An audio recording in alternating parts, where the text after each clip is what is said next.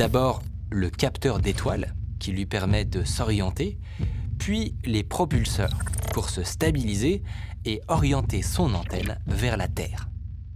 Si tout ça fonctionne, elle pourra alors envoyer son premier signal vers la Terre, où il sera reçu 3/4 d'heure plus tard.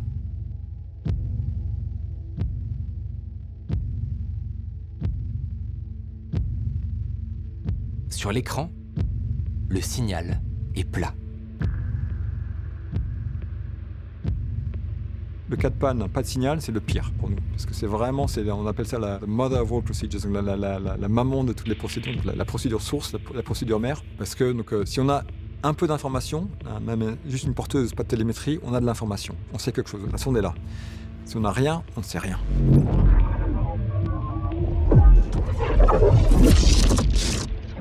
Toujours rien. L'écran n'affiche que le bruit de fond de l'univers. Le signal est désespérément plat.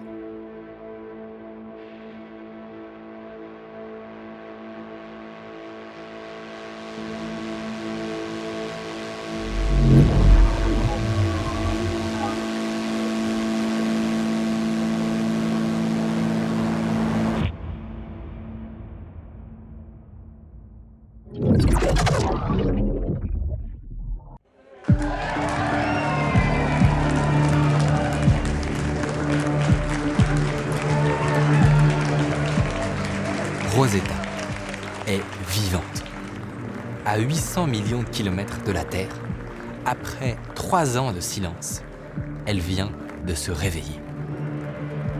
Mais pour les pilotes, c'est là que tout commence. Il faut trouver la comète, ce pourquoi Rosetta est partie si loin. Rosetta doit avoir à peu près la même vitesse que la comète, à peu près la même trajectoire. Il faut maintenant qu'elle la rejoigne pour se mettre en orbite autour.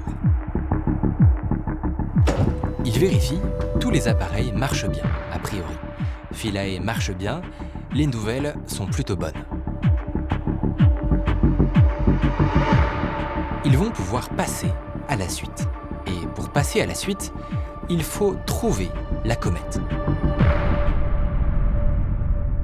Rosetta, grâce à sa carte des étoiles et aux mesures de distance avec la Terre, peut déterminer sa propre position avec une grande précision. Mais l'incertitude de nos observations au sol, je crois que si je me souviens bien, c'est de l'ordre de 10 000 km. Alors 10 000 km pour une sonde qui a 1 milliard de kilomètres, c'est rien. Par contre, quand on veut s'approcher à 100 km, là on a un problème. Même si on sait calculer la trajectoire de la comète, on a une vision beaucoup plus floue de où elle peut être exactement. On est à des milliers, voire des millions de kilomètres près.